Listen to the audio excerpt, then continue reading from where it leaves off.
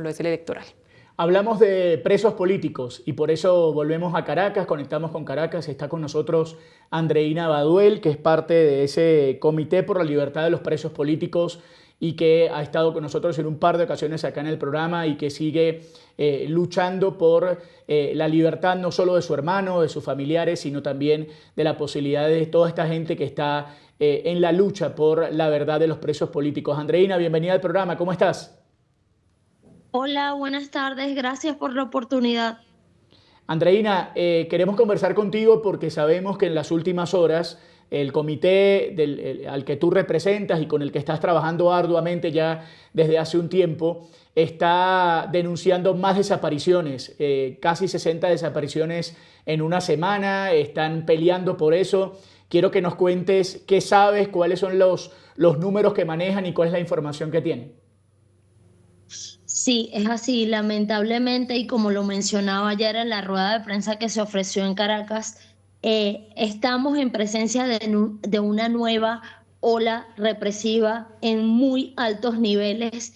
Desde las últimas semanas han habido desapariciones forzadas, lo que ya era un patrón en Venezuela, hoy lo siguen ratificando con la desaparición de 60 venezolanos y que incluso ellos mismos asumen haberlos aprendido, pero no les dan informaciones ni los abogados ni las familias.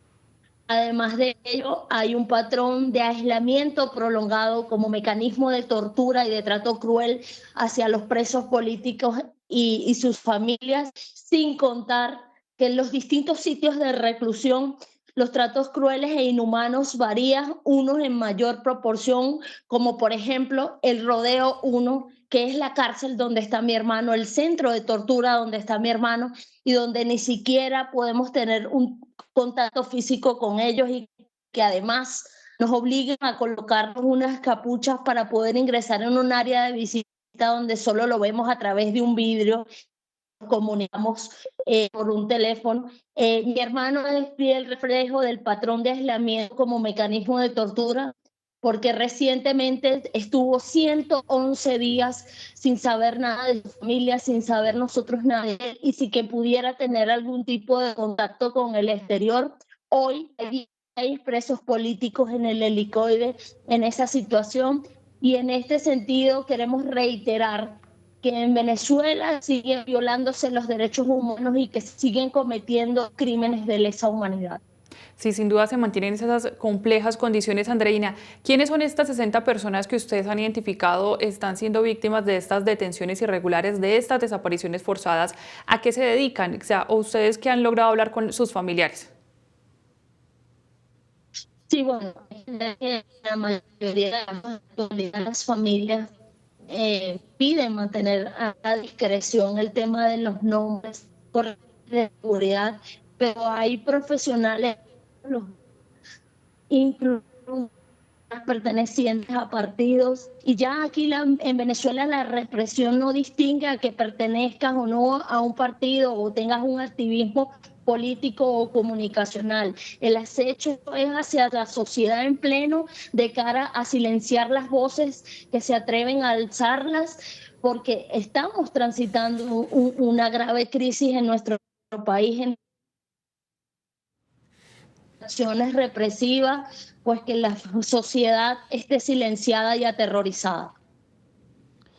Andreina, ¿qué información has tenido últimamente de tu hermano? ¿Cómo, digamos, más allá de que tú representas a muchísimas familias, en principio te quiero preguntar por tu hermano para luego poder entender también cómo van el resto de los temas?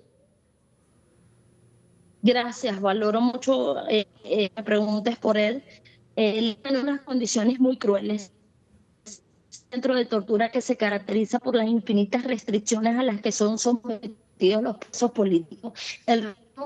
Ellos en una secta no tienen noción del tiempo en el que están totalmente aislados, tienen restricción de alimentación, de hidratación, de medicación, en la que dependen absolutamente de todo lo que ellos le puedan suministrar. Y eso ha hecho que en el caso de su Vamos a salud, retomar la porque llamada con están Andreina, lamentablemente la estamos perdiendo y es muy importante lo que nos está contando Andreina Baduel desde Caracas. Su hermano sigue detenido. Sabemos todos que su padre, que fue parte del gobierno de Hugo Chávez, murió encarcelado.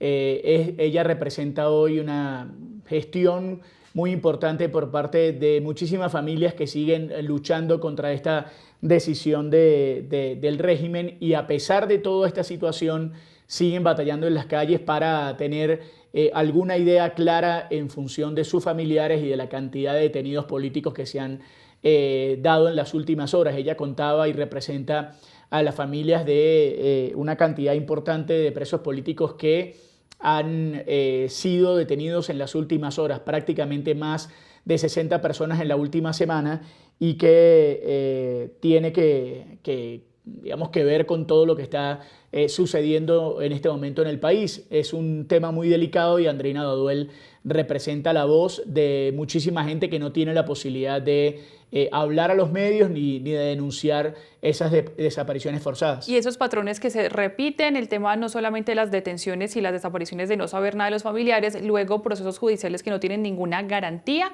y además también se suma las complejas e inhumanas condiciones en las que estas personas son detenidas cuando ni siquiera hay una acusación en firme. Es decir, esto se vuelve también un modo de tortura para los familiares que están tratando de tener información sobre la situación de sus familiares, de por qué primero fueron detenidos, de cuál es el proceso, si tienen derecho o no a una defensa, y en especial de por qué se mantienen en estas pésimas condiciones. Nos describía Andreina que tienen que entrar encapuchados a la cárcel, por ejemplo, una de las cárceles del Rodeo, para después solamente ver por unos cuantos minutos a través de un vidrio a sus familiares sin mayor comunicación posible, y sobre todo sin entregarle, por ejemplo, medicamentos. Muchas de estas personas tienen problemas de salud y no se les garantiza al menos el derecho a los medicamentos esenciales. Andreina está de nuevo con nosotros. Andreina, te preguntábamos sobre tu hermano, empezabas a contarnos qué información tenías de él.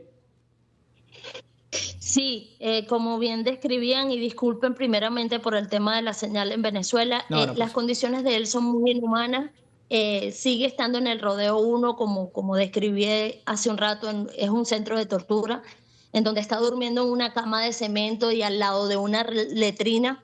Él ya trae secuelas de tortura del SEBIN helicoide, y en las condiciones de inmensa crueldad en las que está actualmente en el Rodeo 1, hecho que su salud esté en franco deterioro, por lo cual seguimos denunciando este lugar, seguimos pidiendo incluso que se permita el ingreso de la Cruz Internacional y de oficiales de la Oficina del Alto Comisionado para que puedan constatar toda esta grave crisis sanitaria que están viviendo nuestros presos, porque basta verlo para saber que allí nada está bien y que no son tratados con respeto y con dignidad. Andreina, muchas gracias. Estaremos muy pendientes de ti y, por supuesto, de las familias que están luchando por la libertad de sus familiares. Cualquier información, cualquier noticia que tengas, por favor, nos las haces llegar, nos las haces saber, y estamos atentos a cualquier novedad desde Caracas. Muchísimas gracias. Andreina Baduel, representante de las familias de los presos políticos desde la capital de Venezuela, hablando de las detenciones forzadas de las últimas horas y de lo que está pasando en el país, incluso específicamente con su hermano, el que sigue detenido y en unas condiciones realmente lamentables. Eso es lo que está sucediendo en este momento en la capital del país. Sin duda hemos hablado entonces hoy de varios temas muy importantes para la situación en Venezuela, el tema de salud y corrupción, pero también el tema de las detenciones completamente injustificadas y estas desapariciones forzadas de más de 60 personas que se han reportado en las últimas semanas y que no se tiene mayor información, y sus familiares están pidiendo por datos, por información clara y precisa de dónde están esas personas. Pero también son múltiples las familias en Venezuela que siguen pidiendo respuestas, en especial al gobierno de El Salvador. Allí, ¿a qué va a pasar con esas personas que fueron deportadas en medio de diferentes planes del gobierno de Estados Unidos y que tampoco tienen mayor comunicación? Lo hemos contado aquí en varias ocasiones,